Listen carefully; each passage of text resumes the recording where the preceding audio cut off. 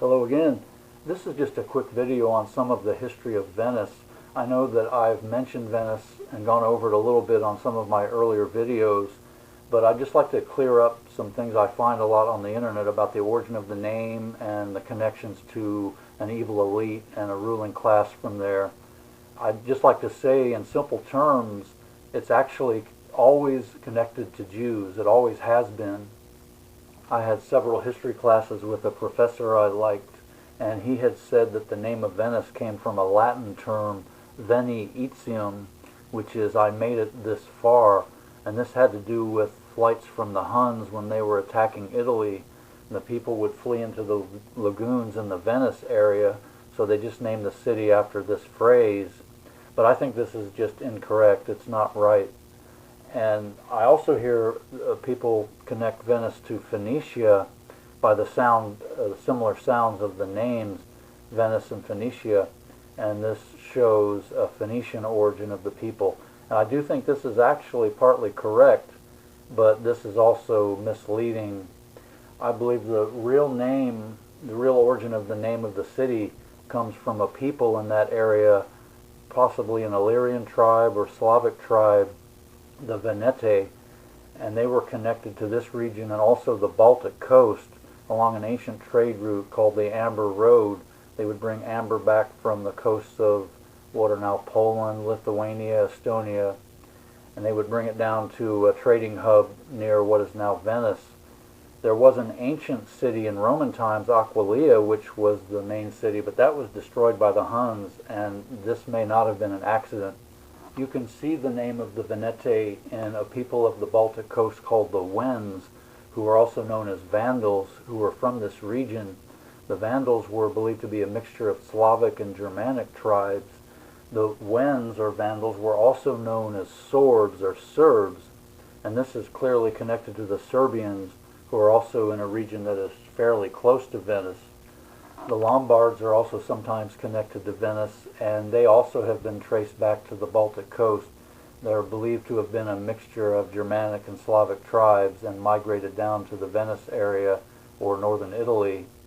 Now, the people that fled to Venice originally and are said to have founded it, that came from different cities in Italy at the fall of the Roman Empire and the attacks of the Huns, they're usually said to have been Romans, but I would say that they're actually more Phoenician origin, and it's hard to find on the internet, but you can see that by the time of the end of the Roman Empire, the people were largely of Phoenician origin, or what the Romans called Syro-Phoenician, and this would be people of the Middle East in like Syria, the Levant, Palestine, and also North Africa, which have been people who have been traced back to as far back as Babylon, and also Canaanite people.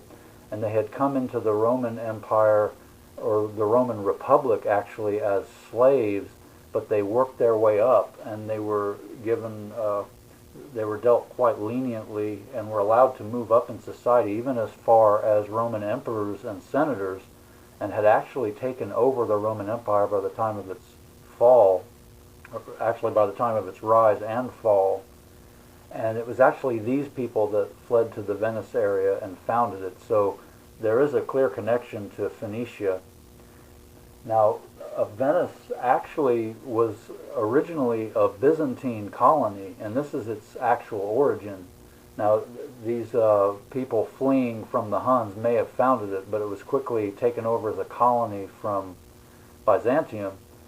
And one thing they would do was they would exile disagreeable people that were troubling their empire to Venice. And a lot of these would be the Khazars, and we know that the Khazars were largely Jewish. The Byzantines would send them or exile them to the Venice area to get them away from the trouble they were causing in Byzantium. They would actually even intermarry with some of the ruling families of Byzantium. They were a big problem, and they would just alleviate that problem temporarily by sending them to the Venice area.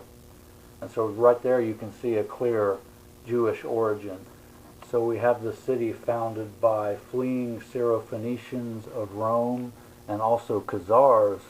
Now you might say, well, the Syrophoenicians were Middle Eastern, but not necessarily Jewish. Well, actually, Jewish is just a front term. It's not actually one religion. They could be the same people and just hiding under different religions as following the Roman beliefs or the actual system of Judaism. Now, if you study the history of Venice, a lot of it is just a struggle with Byzantium for the control of the trade routes of the Eastern Mediterranean and also over all of Europe. Actually, most of the people in Venice didn't even convert to Christianity until about the 1200s. They financed the Crusades, and even though this was said to be a attempt to take back Palestine, it was also an attempt to take over Constantinople, which a lot of people don't realize was attacked and taken over during the Crusades. So you might say that the Crusades were not anything spiritual or based on faith, but just an attempt of the Syrophoenicians to get back their ancient homeland in Canaan, Palestine, and the Middle East, and to get back their ancient trade routes there going to the Far East. It's interesting that when Constantinople fell, the Turks were not able to enter the city without the help of Venetian engineers. The Venetians had always wanted to take over Constantinople. You can also see how the Khazars would have their revenge for being exiled out of the Byzantine Empire and Byzantium or Constantinople when it fell. Venice was known as a republic. It developed republican ideas, but a lot of people have rejected those as not the true idea of a republic. It also developed the idea of the corporation or system of corporation and improved it. The city was dominated strictly by rules of corporation. Anyone that was involved with city activities, had anything to do with the city and all of its profits, had to work strictly with the corporations. But if you look closely, this corporate activity was actually what's known as the Kahal in Judaism. Its strict dominance over its people. So here we have a city based on counterfeit republican ideals and a system of corporate activity which is actually ruthless dominance over its people and anyone trading with the city. The city financed the Crusades and travels to the Far East, Mongol invasions, trading in Europe, and curiously was the only city allowed to trade with the Muslims in the Middle Ages. Most of the publishing houses that published Jewish literature and Hebrew literature were in Venice. When the Jews were expelled from Spain in 1492, a lot of them went to none other than Venice and also Turkey. One of the things we think of most when we think of Venice is the masked ball or celebration, a festival or party. And a perfect example of this is in the movie Eyes Wide Shut. That's Venetian through and through. And when you still wonder how this could be Jewish, well, they were accused of being hypocrites. And a hypocrite was an actor that wore a mask in the original definition. Thanks for listening and making it this far through the presentation. I'd like to mention again that there is a book available on the website truthtransfusion.com. This is the Handbook of the Jewish Question by Theodor Fritsch. It was first published in the late 1800s in German. It's basically about how the Jews took control of Germany. It's available for free on the website. Just go to the library in the books section. There is also now available a paperback version. You can get it for a payment or a donation. Just go to PayPal. It's at service@truthtransfusion.com. This is an English translation of the original German, and I don't know where else on the internet you can get it in English. I make the books myself, so there is some cost for materials and work. I have a few available now, and I will take some orders. It will be on a first-come, first-served basis. But again, you can also get it for free in PDF on the website.